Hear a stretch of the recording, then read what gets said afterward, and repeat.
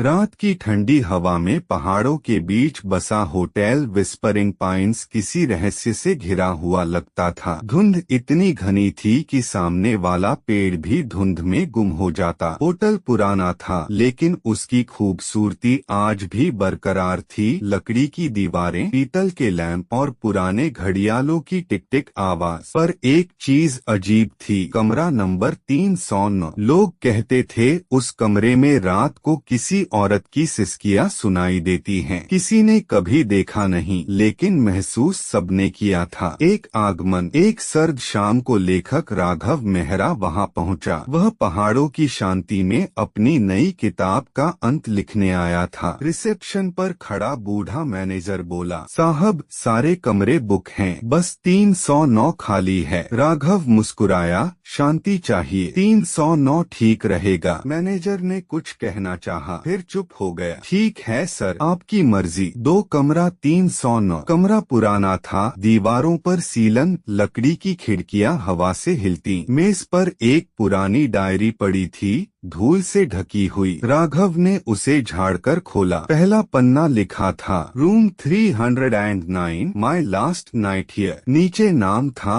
रीना कपूर। राघव ने सोचा किसी पुरानी मेहमान की होगी, लेकिन डायरी में जो आगे लिखा था वो दिल दहला देने वाला था। हर रात कोई दरवाजे पर रुकता है, सांसों की आवाज पास आती है और कोई फुसफुसाता है, रीना दरवाजा खोलो। 3 अंधेरा और दस्तक। जैसे ही रात के 12 बजे कमरे की लाइट झपकी और बुझ गई। कमरे में बस मोमबत्ती की रोशनी बची थी और तभी ठक ठक ठक 3 दस्तकें दरवाजे पर। राघव ने पूछा, कौन है? कोई जवाब नहीं, सिर्फ हवा की आवाज और धुंध की ठंडक। उसका दिल जोर से धड़क रहा था। हिम्मत जुटाकर उसने दरवाजा खोला। बाहर कोई नहीं था, बस फर्श पर एक पुरानी चाबी पड़ी थी जिस पर उभरा था 309। 4 अलमारी का रहस्य। राघव ने कमरे में इधर उधर देखा। कोने में एक पुरानी लकड़ी की अलमारी थी जिस पर ताला लगा था। उसने वही चाबी उठाई और ताले में लगाई। क्लिक, ताला खुल गया। अंदर उसे एक महिला की तस्वीर मिली, वही चेहरा जो दीवार पर लगी पेंटिंग में था। फोटो के पीछे लिखा था, अगर यह चाबी मिल जाए तो मुझे आजाद कर देना रीना। राघव का दिमाग घूम गया। क्या यह सब महज संयोग था? 5 पेंटिंग का रहस्य। उसने पेंटिंग को ध्यान से देखा। महिला की आंखें जैसे जिंदा थीं। वो हल्के हल्के कांप रही थीं। राघव ने पेंटिंग उतारी और पीछे दीवार पर एक छोटा लकड़ी का दरवाजा नजर आया। उसने चाबी उसमें डाली, दरवाजा खुला। अंदर अंधेरा था, मिट्टी और नमी की गंध फैल गई। उसने टॉर्च जलाई। दीवारों पर खून जैसे निशान बने थे और वहाँ पड़ी थी रीना की पुरानी अंगूठी। छह, रीना की आवाज। अचानक पीछे से हवा चली और दरवाजा अपने आप बंद हो गया। कमरे में फिर वही फुसफुसाहट गूंजी, राघव मुझे यहाँ से निकालो, मैं बहुत दिनों से इंतजार कर रही हूँ। राघव कांप गया। उसने पीछे देखा। पेंटिंग की आंखें अब उसकी तरफ देख रही थीं। वो बोल उठी, उस रात उन्होंने मुझे मार दिया था, मेरी लाश इसी दीवार के पीछे है। 7 सच उजागर। राघव डरते हुए दीवार पर हाथ रखता है। दीवार के अंदर से हल्की ठक ठक की आवाज आती है। उसने वहाँ की लकड़ी तोड़ी और अंदर से एक महिला का कंकाल निकल आया। उसकी उंगलियों में वही अंगूठी थी। तभी होटल का मैनेजर दौड़ता हुआ आया। सर, आपने क्या किया? हमने उसे सालों पहले यहीं छुपाया था। राघव चीखा। क्यों? वह कांपते हुए बोला, रीना मेरी बीवी थी, उसने किसी और से प्यार किया था। मैंने। वाक्य पूरा होने से पहले ही कमरे की सारी लाइटें बुझ गईं। 8 अंतिम दृश्य। सुबह होटल के स्टाफ ने देखा, कमरा नंबर 309 का दरवाजा खुला था। अंदर कोई नहीं था, बस दीवार पर नई लिखावट थी, now I am free Reena. और कमरे की पेंटिंग में अब राघव का चेहरा था, रीना की जगह अब वह था। आपको यह कहानी प्रेरणादायक लगे तो वीडियो को जरूर शेयर करें। हर कहानी में छुपा है